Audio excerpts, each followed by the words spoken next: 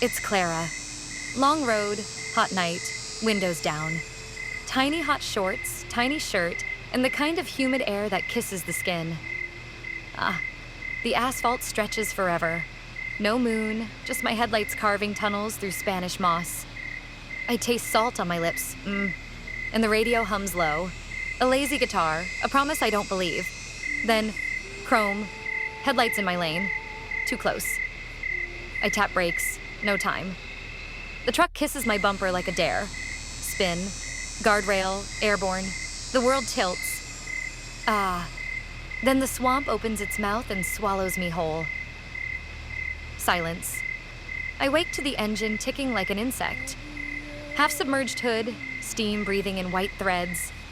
The night smells like mud, metal, and something older. My heart drums in my throat. Steady, Clara. I climb out barefoot. The water is warm and black and alive. Cypress knees rise like gravestones. Dragonflies skim my skin as if I belong to them. My tiny shirt clings. The air licks my spine. A splash to my left. Not a fish. Whispers slip between trees in a drawl I can't place. Vowels dragged like nets through teeth. I freeze. Breathe slow. Listen. I see them then. Shapes in the gloom. Ragged. Barefoot. Talismans of bone clacking soft. Eyes that don't blink. The swamp wears them like jewelry. One raises a lantern. The light paints my skin gold and guilty. Another smiles without lips. I back away into reeds that clutch like fingers. Every ripple tells on me. Every branch writes my name. The road is a rumor. The sky a closed door. Think, Clara. The wreck is a beacon. I can't stay. I move, slow, low, past a rotting skiff. A cage kissed with rust. A hook that still remembers meat. Lanterns drift closer. Voices thick with hunger and history. My breath fogs the dark. Quiet. I reach the edge of a stilt shack village, smoke lifting in thin gray prayers. A wind chime rattles. Bones, not tin. The boards creak a warning under my toes. Behind me, footsteps in the water, unhurried, sure. I turn the corner and meet a wall of shadow. Something moves inside it. Slow, delighted. The lantern light slides across teeth strung on twine. A hand rises, palm open, inviting me deeper into the dark. Welcome to the swamp, Clara. Run now, before the night decides you're part of it. I can't feel my feet anymore. The water's colder now. Thicker. Each step is slower than the last. They're still back there.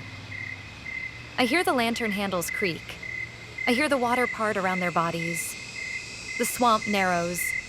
Trees lean together above me, closing out the moon. I can't tell if the shadows are mine or theirs. Every sound is amplified. The drag of their weapons, the drip from my hair. My breathing too loud in my own ears. I slip on something slick. My hand hits a root, splinters biting into my palm. I keep moving. Stopping isn't an option. The smell of smoke reaches me. Sharp, oily, like a warning that they're driving me somewhere, not just chasing. I find a rise just high enough to break the water and crouch low behind a curtain of moss. My pulse is in my throat.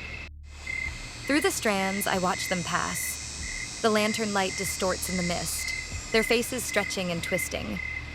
One stops, turns toward me. I hold my breath. The water around his knees glows gold, then dark again as he moves on. I count 3 heartbeats before I move. I head toward the smoke. It's closer than I thought. A cluster of stilt houses rises from the black water, their decks piled with cages and nets. The air is heavy with something metallic.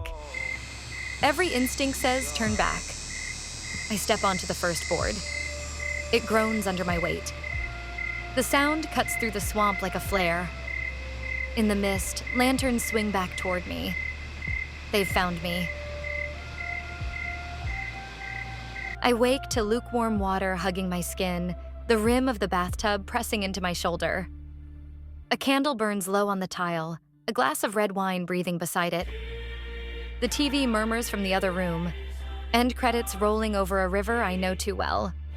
Deliverance. I must have drifted off during the third act. I watch the candle's flame lean and steady itself again. My fingers are wrinkled. My pulse is finally quiet. I drain the tub. Toweling off, I tell myself the obvious. The swamp shoot is canceled. No bayous. No stilt villages. No night water. Call the producer in the morning. I'm done tempting monsters that don't need invitations.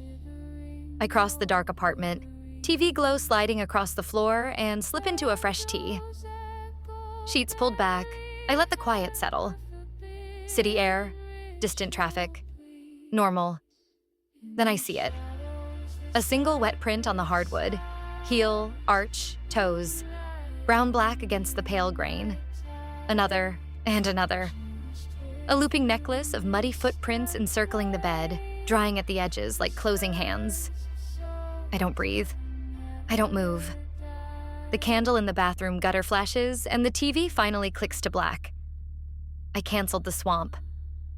But the swamp didn't cancel me.